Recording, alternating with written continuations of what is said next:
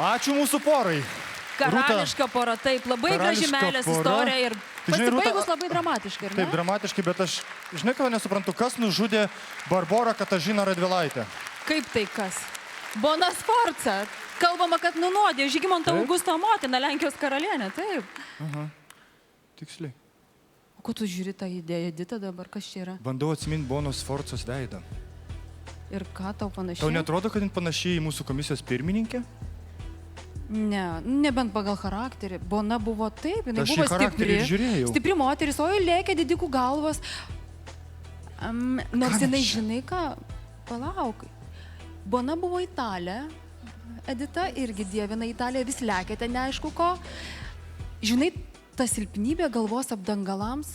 Klausykit, o mes neturim Bonos Sforzos kokios nors nuotraukos, galėtume įsitikinti, panašu ar nepanašu, nežinau. Labai įdomu pažiūrėti. Tai pasižiūrim, gal jį turim. Sakė, turim. O, 1:1. Edita, nepyktum, man gražesnė vis tiek.